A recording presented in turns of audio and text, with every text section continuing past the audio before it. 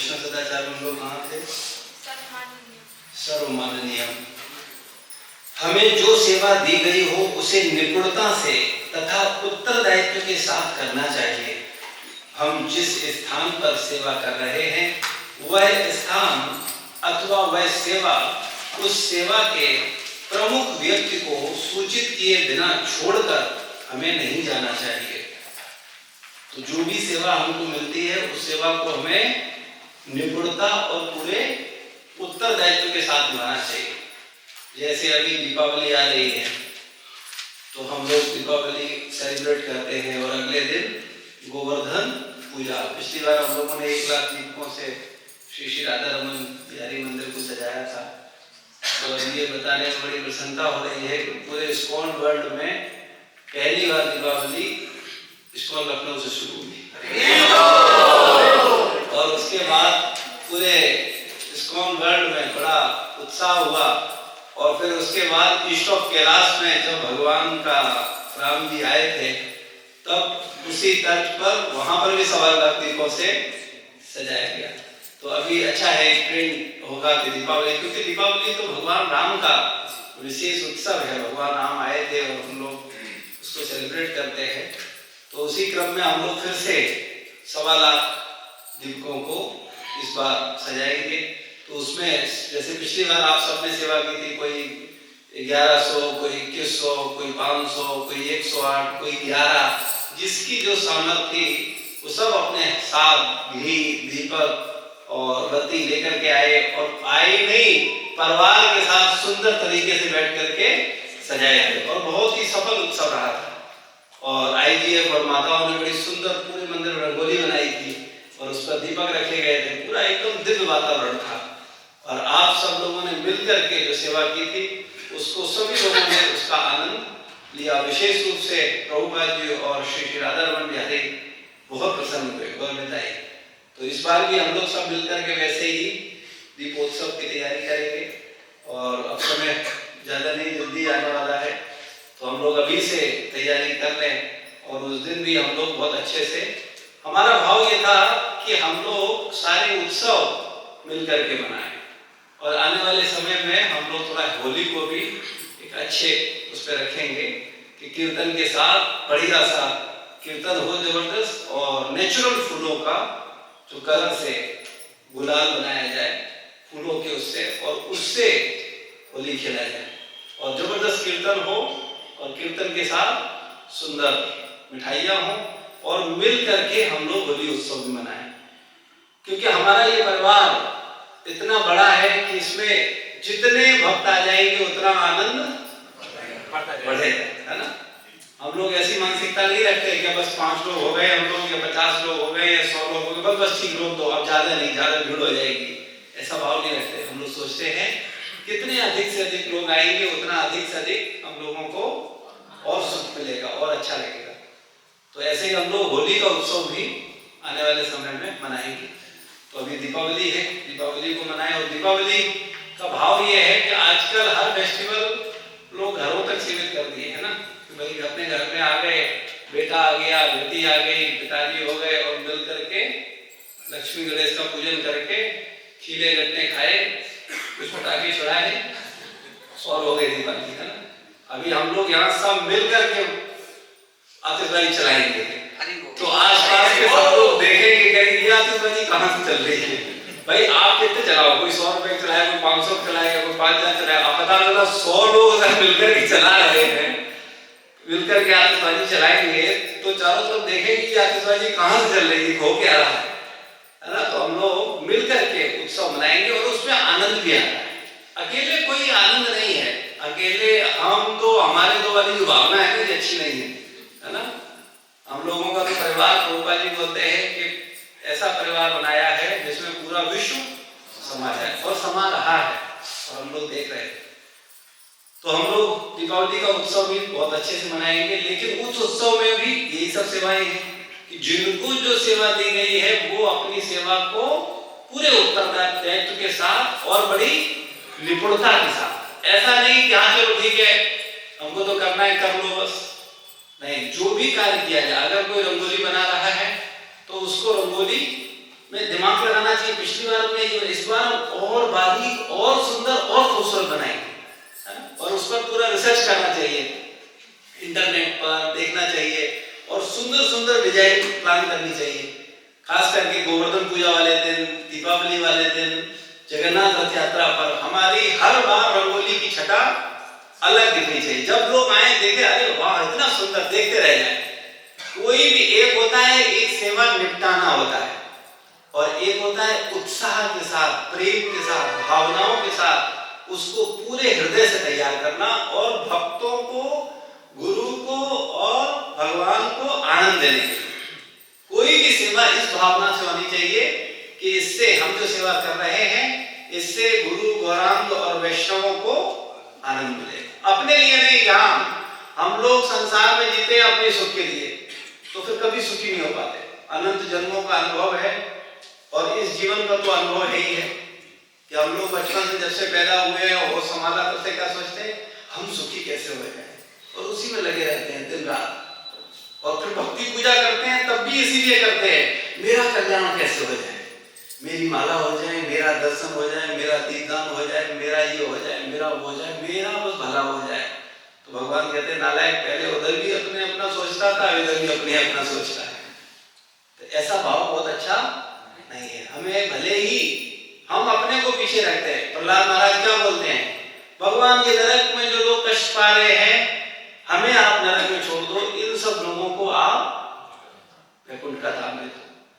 ये एक भक्ति की भावना होती है। भक्त अपने सुख के लिए नहीं परेशान रहता है, अपने कल्याण के लिए नहीं, अपने को लोग धाम जाने के लिए नहीं।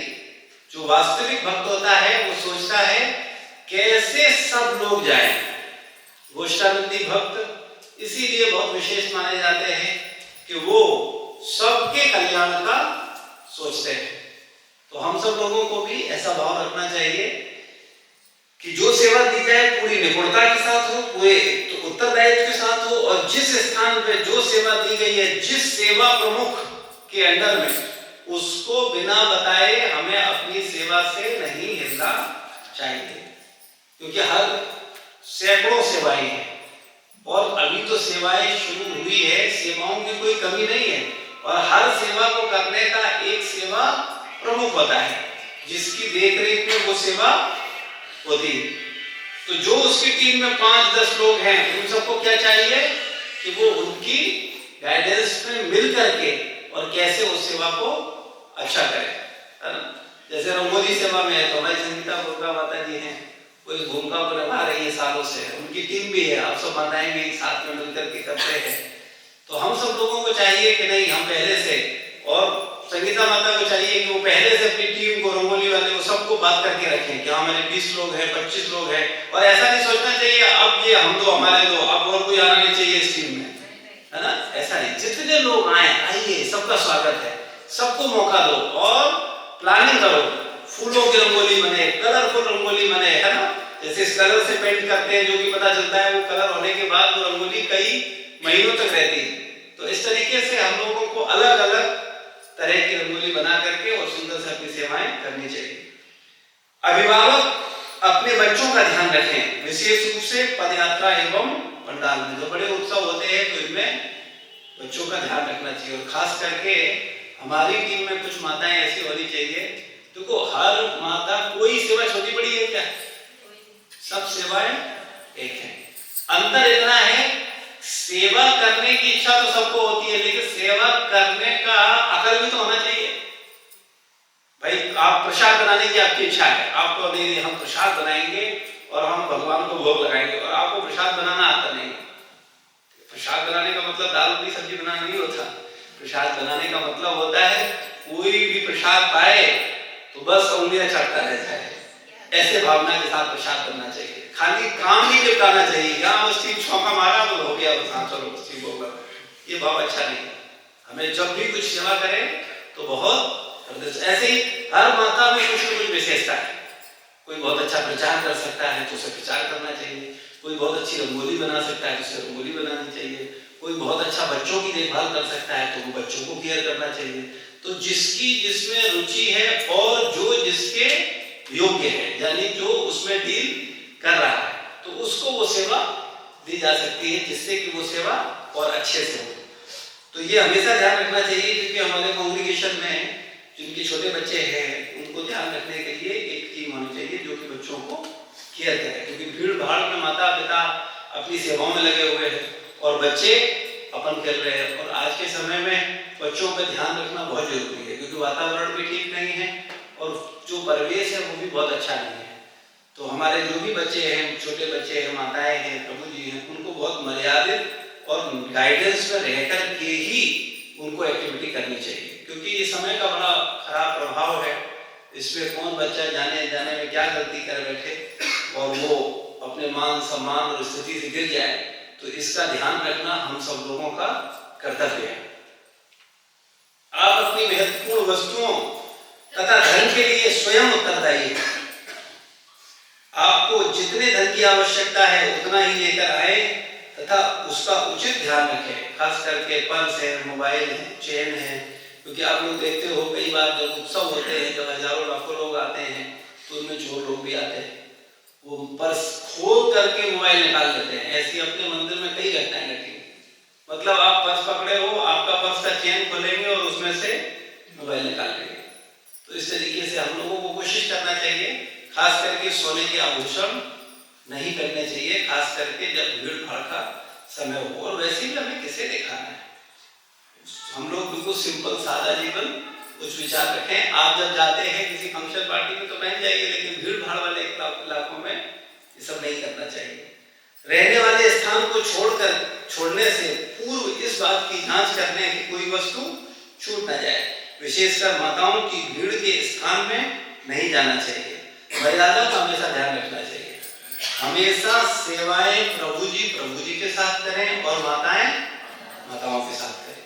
भले ही हम जब मंदिर से जाएं, अगर हमारी पत्नी है तो हम उनको साथ लेकर के जाएं, लेकिन अगर मंदिर में सेवा कर रहे हैं तो प्रभु जी के साथ मिलकर के सेवा करेंगे और माताएं माताओं के साथ। कोई भी प्रभु माताओं के साथ सेवा नहीं करेगा। ये हमेशा मर्यादा है और इसका बड़ी कड़ाई के साथ पालन होना चाहिए। खास करके कॉलिंग सेवा है तो हमने जैसा कि कई बार कहा है, अभी तो पालन हो रहा है ना, अभी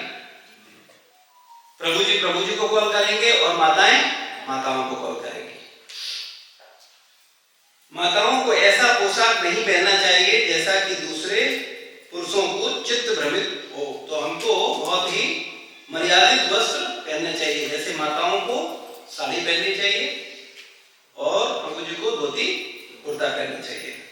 हम देखते हैं कई दिल्ली, बॉम्बे, अभी लखनऊ में भी वो प्रभाव आ रहा है कि माताएं बहुत पवित्र वस्त्र नहीं पहनती हैं और इस तरीके के जो वस्त्र हैं वो कहीं न कहीं वातावरण को खराब करते हैं। तो अगला है तिलक लगाने की विधि। पद्म पुराण में कहा गया है कि तिलक के मध्य भाग में श्री विष्णु निवास करते हैं। श्रील प्रभुपाद श्रीमद् भागवतम के एक तात्पर्य में तिलक का गुणगान करते हुए लिखते हैं, कलयुग में सोना चांदी इत्यादि आभूषण प्राप्त करना अत्यंत कठिन है, किंतु शरीर के 12 स्थानों पर तिलक मंगलमय आभूषण है और शरीर को शुद्ध करने के लिए पर्याप्त है। इसलिए बीच में उस भाग में लीपापोती न करें। तिलक के बाएं भाग में ब्रह्मा जी तथा दाएं भाग में सदाशिव का स्थान होता है, निवास होता है। इसलिए तिलक से शोभित शरीर को भगवान श्री कृष्ण श्री विष्णु का मंदिर माना जाता है। नाक के ऊपर केवल 3/4 भाग पर ही तिलक तुलसी का चिन्ह लगाना चाहिए। तिलक के बीच के खाली स्थान दोनों भौं से लेकर कपाल पर बालों तक होनी चाहिए। नाक के ऊपर का तिलक एवं कपाल का तिलक एक दूसरे से मिला होना चाहिए। स्थान के पश्चात निम्नलिखित योग्य मंत्र का उच्चारण करते हुए शरीर के 12 स्थानों पर तिलक लगाएं, है ना। ललाट पर केशवाय नमः, है ना, मालूम है आप लोगों को, आप लोग सब लगाते हो। कोई आप में से ऐसा है जो 12 स्थानों पर नहा करके तिलक नहीं लगाता? कौन है? अभी भी हो? क्यों? तो आप लोग बच्ची ने बताया था क्यों, उससे पहले क्या था? कार्तिक में मरोगे, गारंटी है? मर तो कभी भी सकते हैं कि नहीं कर सकते, शरीर हमारा कभी छूट सकता है कि नहीं? तो तिलक हमेशा हमारे शरीर पर लगे होने चाहिए, कभी भी नहीं। कितने लोग रात में सोते हैं, सुबह नहीं उठते? आप लोग गारंटी है कि कल सुबह रात सोओगे, सुबह उठोगे? आपको हाँ हाँ पक्की गारंटी है, हम तो उठेंगे। हम लोग ऐसे ही सोचते हैं, लेकिन सच्चाई यही है कि कुछ पता नहीं है, कभी भी ये संसार छोड़ सकते हैं। लेकिन ये बड़ी सरल बात हमारी समझ में नहीं है। ये बात समझ आ जाए तो जीवन बदल जाए। और इतनी सी बात हमें समझ नहीं आती है कि हम लोग ये संसार छोड़ करके जाएं। कभी विचार किया है? ये घर, ये परिवार, ये मित्र, ये सब छोड़ करके चले जाएंगे। प्रभु जी जब मुंह धुलते हैं तो तिलक छूट जाते क्यों लगा? जैसे मुंह धुलते हैं, जैसे तिलक अगर छूट जाता है पानी से तो फिर लगा ले वापस। हाँ, तिलक हमेशा सदैव तिलक लगाना चाहिए। खास करके जब स्नान करते हो, कई बार अधिक मुंह धुलते हैं तो अलग बात है, अदरवाइज थोड़ा बहुत धुलने से तिलक नहीं धुलता है। लेकिन अगर स्नान करते हैं तो स्नान करने के तुरंत बाद लगाना चाहिए। लेकिन अगर मुंह धुलने में तिलक छूट गया है तो तिलक दोबारा लगाना चाहिए। तिलक तो वैष्णवों की पहचान है और तिलक वैष्णवों का आभूषण है। द्रौपदी क्या बोल रहे हैं? और वास्तविकता में आपको देखो, तिलक लगाए हुए भक्तों को देखो, बिना तिलक लगाए देखो, कौन लोग अच्छे लगते हैं? तो आप लोग नहीं चाहते आप लोग अच्छे लगो? कितने लोग चाहते हैं कि नहीं अच्छे लगे? हमारे दिनेश लोग नहीं चाहते, इसीलिए लगाते हैं। किताब लिए वो तिलक वाला। अच्छा, आज ही लिए ठीक है। संदीप तुम्हें लगाते हो? अभी तो यहाँ पे सबको लगाना चाहिए तिलक, हमेशा लगाना चाहिए। तिलक से क्या होता है? एक वैष्णव की पहचान होती है। और एक चीज बताएं, हम खुद पाप करने से बच जाते हैं। आप कभी विचार करना, आप बिना तिलक लगाए हो तो आपके ऊपर कोई जिम्मेदारी नहीं होती, है ना? कुछ भी कर लो। और जब आप तिलक लगाए होते हो, कंठी पहने होते हो, झोली माला हाथ में लिए होते हो, तब अभी कोई कुछ बोलता भी आपको, तब आप उसको सहन कर जाते हो। अरे नहीं, ये बोल सकता है, हम बोलेंगे तो लोग क्या करेंगे? होता है कि नहीं होता? जाने अनजाने में बहुत बुरे कर्म करने से हम बच जाते हैं। तिलक हमें बचा नहीं होता भाई, रक्षा कर देना। एक मेरा अनुभव है कि मैं जब पैंट कभी जैसे पहनते हैं तो चाय के रेस्टोरेंट में चले जाते हैं, जो धोती कुर्ता और थैली पहन के जाते हैं तब जाने की हिम्मत नहीं होती है। हाँ, तो यही चीज है। तो अपने को संयमित करने का कितना अच्छा तरीका है। अगर आप चाहते हो कि आपसे पाप न हो, आपसे जाने अनजाने में गलतियां न हो, तो क्या मुश्किल है? कुछ छोटे से नियम का पालन करो और आप खुद ही संयमित हो जाओगे।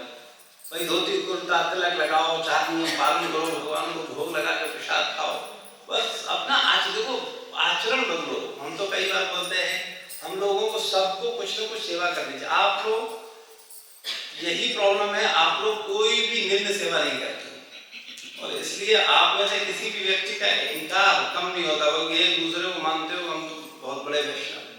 सबसे बड़ी बात है, हम जितना छोटा सेवा करेंगे, खास करके हम लोग चर्चा कर रहे थे आज सुबह ही वैष्णव सदाचार में कि जो भगवान के मंदिर पर कोई भी आता है तो कैसे आना चाहिए? उसको दास भाव में, है ना?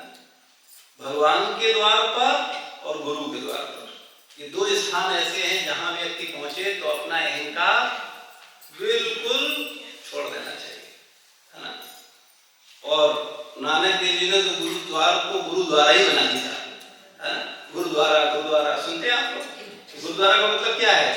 गुरु का द्वार है। अब वहां गुरु के द्वार में जब कोई प्रवेश करता है तो क्या करता है?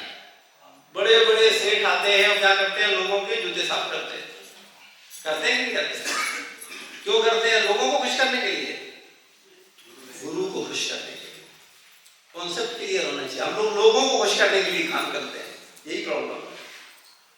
जब हम गुरु को खुश करने के लिए काम करते हैं तब हमारा अहम खत्म हो जाता है। हमें गुरु को क्या पसंद, अच्छा लग रहा है, कृष्ण को क्या पसंद है, हम जब वो कार्य करते हैं तो वो कौन कर सकता है? जो अपने को सेवक मानेगा, दास मानेगा। और जो अपने को मानता है कि वो भी कुछ है, वो थोड़ी सेवा करेगा। तो ऐसे लोग कभी भी भगवान की और गुरु की कृपा नहीं ले पाते हैं। तो हम लोगों को ये 12 तिलक रोज नियमित लगाना चाहिए। तो जो नहीं लगा रहे हैं वो आज संकल्प ले लें, कार्तिक मास में ही नहीं कि हम कार्तिक मास में लगाते बाद में नहीं लगाते, हमेशा हमको लगाना चाहिए। ठीक है, और बोले आओ गुरु तथा शिष्य, अगली बार हम लोग प्रेम ध्वनि पर चर्चा करेंगे। श्री प्रभुपाद की जय, गुरु महाराज की जय। कोई प्रश्न है, कोई जिज्ञासा है तो पूछ सकते हैं। हरे कृष्णा प्रभु जी, एक बात है जी, आई है वृंदावन से जुड़ी हूँ। अच्छा, माता जी बताइए। हरे कृष्णा प्रभु जी। प्रभु जी, मैं वृंदावन के इस्कॉन से जुड़ी हूँ, लेकिन यहाँ लोकल हूँ लखनऊ में, तो यहाँ मैं जुड़ना चाहूँगी। अच्छा, आप लखनऊ से हो? जी। अच्छा, तो वृंदावन नहीं, लखनऊ में रहते हो या वृंदावन रहते हो? मैं लखनऊ ही रहती हूँ। लखनऊ ही रहते हो? तो फिर आया करो, जुड़ने का क्या है? आपको तो एक ही बात है, वो मंदिर ये मंदिर सारे मंदिर प्रभुपा जी के हैं। प्रभु जी, वो पता नहीं चल पाता ना कि आपके यहाँ प्रोग्राम्स कैसे कब। हाँ ठीक है, यहाँ माताओं के संपर्क में रहो, संपर्क में रहोगे तो आपको सब पता चलेगा। हम लोग एकादशी क्लास करते हैं, सुबह सब लोग मंगला आरती आते हैं, 6 बजे हम लोग यहाँ सब एक साथ बैठ करके श्रीमद् भागवत का सत्संग करते हैं। हर संडे 9:30 से 10:30 गीता का एक श्लोक सिखा रहे हैं ऑनलाइन। तो आप माता को मिलोगे तो वो आपको गुरु से जोड़ देंगे, तो आपको इन्फॉर्मेशन मिलती रहेगी कौन सा।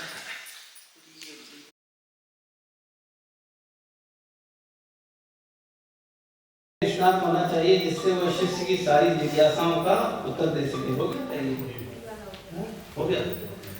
आचार्य बनने के लिए मनुष्य को चाहिए कि वह वेदांत सूत्र समझे। हो गया। व्यास आसन पर बैठने के लिए मनुष्य को सभी दर्शन प्रणालियों से विज्ञ होना चाहिए। ये हो गया था? ये नहीं हुआ? ठीक है। व्यास आसन पर बैठने के लिए मनुष्य को सभी दर्शन प्रणालियों से विज्ञ होना चाहिए। ये सूत गोस्वामी, आप वरिष्ठ विद्वान तथा वेदांती होने के कारण ईश्वर के अवतार व्यास देव के ज्ञान से अवगत हैं, और आप अन्य मुनियों को भी जानते हैं जो सभी प्रकार के भौतिक तथा आध्यात्मिक ज्ञान में निष्णात हैं। तात्पर्य, व्यासदेव के अतिरिक्त अन्य ऋषिगण 6 विभिन्न दार्शनिक प्रणालियों के ग्रंथकार हैं, यथा गौतम, कर्ण, कपिल, पतंजलि, जैमिन तथा अष्टावक्र। आस्तिकता की विशेष व्याख्या वेदांत सूत्र में है, जबकि अन्य दार्शनिक व चिंतन प्रणालियों में कारणों के परम कारण के विषय में कोई उल्लेख नहीं मिलता। कोई व्यक्ति व्यासासन पर तभी बैठ सकता है जब वह अन्य समस्त प्रणालियों से अवगत हो, जिससे वह अन्य समस्त प्रणालियों के विपक्ष में भागवत के आस्तिकवाद को प्रस्तुत कर सके। श्री सूत गोस्वामी उपयुक्त शिक्षक थे, इसलिए नैमिषारण्य के मुनियों ने उन्हें व्यास आसन पर बैठाया। श्रीमद् भागवतम 1:1-7। तो यहाँ पर प्रभुपाद जी बता रहे हैं कि व्यक्ति को योग्य होना चाहिए, तब उसको व्यास आसन पर बैठना चाहिए। ऐसा नहीं कि व्यास आसन पर बैठ जाए और व्यास आसन के बैठने के योग्य है नहीं। हम किसी भी व्यक्ति को दर्शन का सही सिद्धांत नहीं समझा सकते, किसी भी व्यक्ति को भक्ति की प्रधानता को नहीं क्लियर कर सकते। तो फिर हमें पहले अच्छी तरह से परिपक्व होना चाहिए, और जब हमको सेवा दी जाए तब हमें सेवा करना चाहिए। स्वयं में उतावला नहीं होना चाहिए कि हाँ हमको कब प्रवचन देने को मिलेगा। आज के समय में बहुत सारे लोग इसी भावना में रहते हैं, हमें जल्दी जरा सा मौका मिल जाए कि हम भी प्रवचन करते हैं जल्दी से। लेकिन अगर हमारा चेतना या हमारे कॉन्सेप्ट अभी क्लियर नहीं है तो हमें गंभीरता पूर्वक स्वाध्याय और श्रवण पर ध्यान देना चाहिए। हम देख रहे हैं आजकल अनमेच्योरिटी के कारण कई बार बहुत नए भक्तों को प्रवचन देने के लिए बोल दिया जाता है, लेकिन प्रचार के कारण कई बार ऐसा भक्त लोग करते हैं। लेकिन फिर भी हमें सावधानी बरतनी चाहिए कि कम से कम व्यक्ति के चरित्र और उसके व्यक्तित्व को परख करके ही उसे सत्संग पे व्यास आसन पर बैठने की अनुमति देनी चाहिए। क्योंकि नहीं तो क्या होगा, वो कहीं ना कहीं अपने गलत आचरण के द्वारा व्यास आसन को भी मर्यादा तोड़ेगा और अपना तो आचरण खराब करेगा ही करेगा। क्योंकि जब कोई व्यास आसन पर बैठता है तो कहीं ना कहीं अपनी गुरु परंपरा का प्रतिनिधित्व करता है, तो बड़ी जिम्मेदारी आती है। हमें ऐसा नहीं सोचना चाहिए कि हाँ कुछ देर हम प्रवचन करेंगे और उसके बाद फिर कुछ भी करेंगे। तो ऐसा भाव नहीं होना चाहिए, हमें बहुत संयमित होना चाहिए और उसके साथ साथ हमें सभी दर्शनों और वेदांत सूत्र को, सिद्धांतों को समझना चाहिए। आचार्य को वेदांत दर्शन जानना चाहिए। मनुष्य को यह भली बात जान लेना चाहिए कि वैष्णव दार्शनिक न तो भावुक हैं न ही सहजियों जैसे ऐसे वैसे भक्त हैं। सारे वैष्णव आचार्य प्रकांड पंडित थे जिन्हें वेदांत दर्शन का पूर्ण ज्ञान था, क्योंकि वेदांत दर्शन जाने बिना कोई आचार्य नहीं बन सकता। भारतीय आध्यात्मवादियों में आचार्य के रूप में मान्य होने के लिए वेदांत दर्शन का प्रकांड पंडित होना चाहिए। चैतन्य चरितामृत लीला 7:102। तो हम लोगों को वेदांत दर्शन को समझना चाहिए। जब हम वेदांत को समझेंगे तो सिद्धांतों को जान पाएंगे। गुरु साक्षात वेद है। आचार्यो ब्राह्मणो मूर्ति ही। अनुवाद, आचार्य यानी गुरु जो समस्त वैदिक ज्ञान की शिक्षा देता है और यज्ञोपवीत प्रदान करके दीक्षा देता है, वह समस्त वेदों का साकार रूप है। तो जो गुरु है वो कौन है? समस्त वेदों के साकार रूप है। श्रीमद् भागवतम 6:7-29। गुरु बनने के लिए मनुष्य को भगवान से तथा अपने गुरु से सत्याविष्ट होना चाहिए। ये बहुत इंपॉर्टेंट बात है। गुरु बनने के लिए क्या होना चाहिए? भगवान से और अपने गुरु से, है ना? ऐसा नहीं कि अपने गुरु के आदेश लिए बिना गुरु बन जाए। आज कलयुग में ये सब बहुत देखने को मिलता है। हमारे छोटे से आध्यात्मिक जीवन में हमने देखा है बहुत से लोगों को अपने चरित्र से नीचे गिरते हुए, क्योंकि वो बहुत चीप लेते हैं। जैसे वो भौतिक जगत की नेतागिरी है ना, उसी तरह से वो आध्यात्मिक जगत में सोचते हैं कि उनकी वो पार्टी है तो हमारी ये पार्टी होगी, हम भी 4 लोगों को घेर दिया, बैठ गए और हो गया हम भी। तो ऐसा नहीं होता है। हमें इसके लिए बहुत चरित्रवान होना चाहिए और भगवान और गुरु के द्वारा आशीर्वाद और उनके निर्देश में सेवा करनी चाहिए। ऐसा नहीं है कि हम अपनी मन मर्जी से कुछ भी करें। अगर गुरु हमें शक्ति दे रहा है, गुरु हमें आदेश दे रहा है कि आप ये सेवा करो, तो समझ लो अगर उन्होंने सेवा दी है तो उन्होंने शक्ति भी दी है। एकमात्र भगवान के आदेश से मनुष्य गुरु बने, वह भौतिक मंतव्यों के लिए ऐसा न करे। कई बार लोग सोचते हैं कि नहीं गुरु बनने से क्या होगा, बड़ा लोगों का आदर मिलेगा, तो इसलिए गुरु नहीं बना जाता। गुरु बना जाता है अपने को समर्पित करने के लिए और लोगों का कल्याण करने के लिए। पतित आत्माओं को सुधारने के लिए मनुष्य को भगवान के बाहरी कार्यों में मनुष्य को उनका सहयोग देना चाहिए। किसी को निजी लाभ के लिए गुरु नहीं बनना चाहिए। ऐसे प्रमाणित गुरु जो भगवान को सहयोग देने के लिए भगवान की ओर दृष्टि लगाते हैं, वे गुणात्मक रूप से भगवान से एकाकार होते हैं। श्रीमद् भागवतम 1:13-48। तो हमको ये समझना चाहिए कि जैसे भगवान पवित्र हैं और उनका सानिध्य पाकर के लोग शुद्ध होते हैं, पवित्र होते हैं, इसी प्रकार से जो गुरु हैं उनको भी इतना पवित्र होना चाहिए कि उनके संपर्क में कोई आए तो वो भी शुद्ध भक्त बन जाए। और अगर ऐसा नहीं है तो हमें अपने आचरण को और अधिक पवित्र करने का प्रयास करना चाहिए। श्रील प्रभुपाद की जय, गुरु महाराज की जय, समस्त भक्तवृंद की जय। कोई प्रश्न, कोई जिज्ञासा, कोई कमेंट? जी, निम्न सेवा में क्या क्या आता है? निम्न सेवा से आशय है कोई भी सेवा को कई बार लोग सोचते हैं ये छोटी सेवा है और ये बड़ी सेवा है, और छोटी बड़ी वो किस आधार पर देखते हैं? भौतिक बुद्धि के आधार पर। जबकि हमने आप लोगों को कई बार कहा आध्यात्मिक क्षेत्र में भौतिक बुद्धि मत लगाओ। हम लोग क्या सोचते हैं कि अगर कोई एंकरिंग सेवा कर रहा है तो ये सेवा कैसी सेवा है? बड़ी सेवा, अच्छी सेवा है। कोई अगर लीडरों को अटेंड कर रहा है तो उसके भाई कोई बहुत अच्छी सेवा है, बड़ी सेवा है। और कोई अगर झाड़ू लगा रहा है तो भाई सोचते हैं ये सेवा, ये थोड़ी हमारे स्तर की सेवा है। और हमारा क्या स्टेटस है, हम क्या झाड़ू लगाएंगे? आपको अगर सेवा ही देनी है तो हमको हमारे स्तर के हिसाब से दीजिए।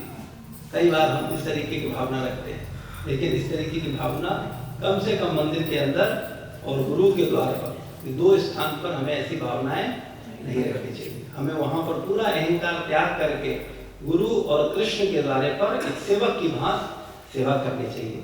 हाँ, लेकिन एक वैष्णव को दूसरे वैष्णव से सेवा नहीं लेनी चाहिए, बल्कि सेवा करने के लिए तैयार रहना चाहिए। ये सेवा लेना केवल गुरु और कृष्ण का है। एक वैष्णव दूसरे वैष्णव से सेवा नहीं लेता, और अगर कोई एक वैष्णव दूसरे वैष्णव से सेवा लेता है तो इसका मतलब है वो वैष्णव नहीं है।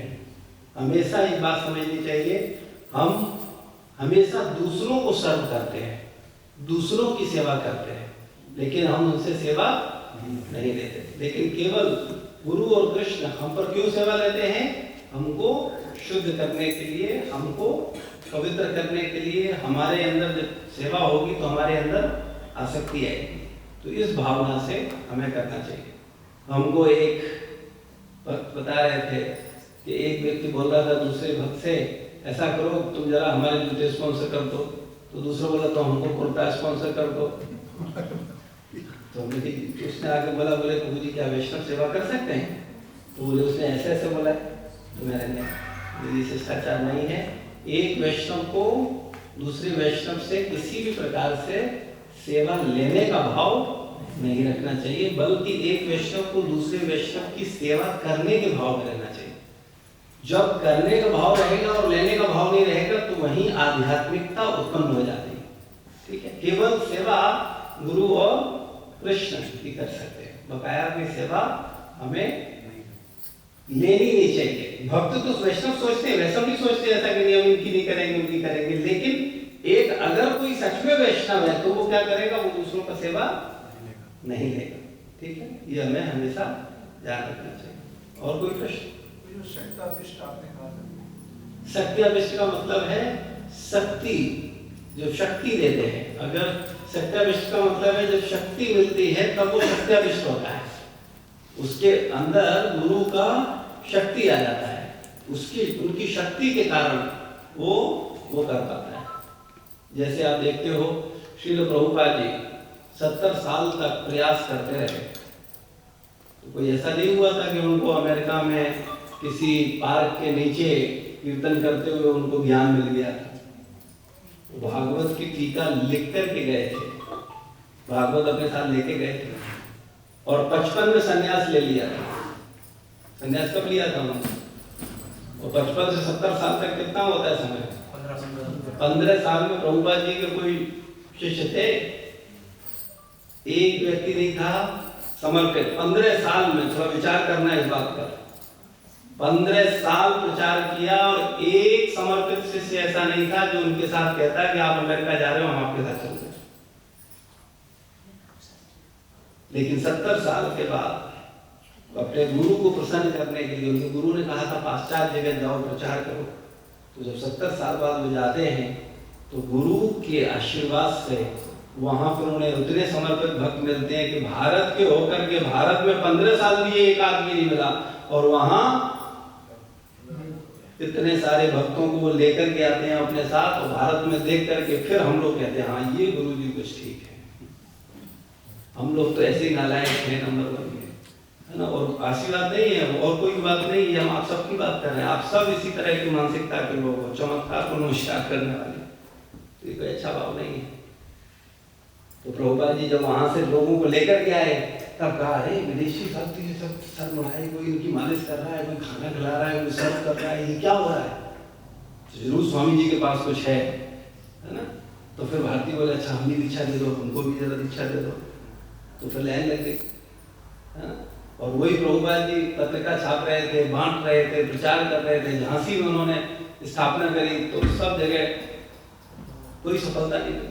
मथुरा से प्रभु जी ट्रेन पकड़ के सुबह दिल्ली जाते थे, वहाँ डिस्ट्रीब्यूट करते थे, एक बार गिर गए थे आंधी में, फिर रात में आते थे मथुरा वापस। तो अगर उस पीरियड में आप मिले होते प्रभुपाद जी को तो प्रभुपाद करते, इस पे विचार कर लो। तो हम लोगों का क्या मानसिक स्तर है ये हमें समझना चाहिए। हमें ईमानदार बनना होगा। अगर आप आध्यात्मिक क्षेत्र में हो तो आपको कम कुछ मत करो, आप बहुत महान मत बनो, आप भक्त मत बनो, केवल ईमानदार बन जाओ, सच्चे बन जाओ, बस अपने प्रति सच्चे बन जाओ,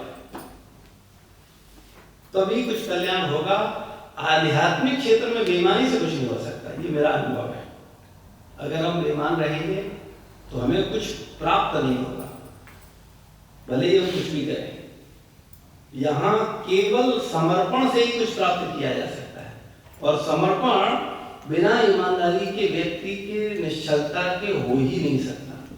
तो हम अपने को निश्चल बनाएं, अपने को ईमानदार बनाएं, हम अच्छा बनने की कोशिश करते हैं, अच्छा दिखने की कोशिश करते हैं, अच्छा बनने की कोशिश नहीं करते, ये हमारी प्रॉब्लम है। और आपने कई बार देखा होगा, हम अपने को अच्छा दिखाने के चक्कर में कितनी मेहनत करते हैं, अलग अलग तरीके से समझाने की कोशिश, मैं ऐसे अच्छा हूँ, मैं ऐसा अच्छा हूँ, मैं वैसा अच्छा हूँ, मैं यूँ अच्छा हूँ, मैं यूँ अच्छा हूँ। अरे जो अच्छा होता है उसकी चर्चा और लोग करते हैं, वो नहीं करता।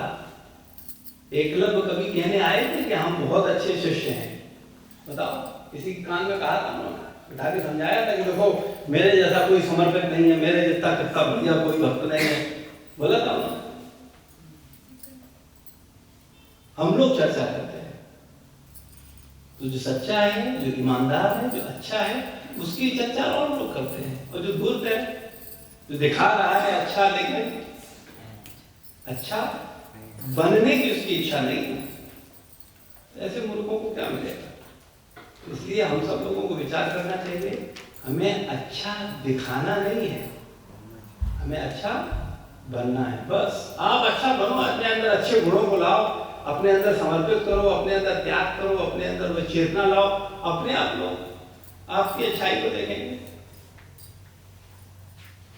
देखो हमारे चंद्रशेखर प्रभु, कभी कोई बोलते हैं अपने मुझे हम बहुत अच्छे हैं, बहुत अच्छे हैं, तो मुझे कहने में कतई संकोच नहीं है, बुरा मत मानो अगर आप लोग तो बोल दें, इनका समर्पण सच में बहुत बड़ा है।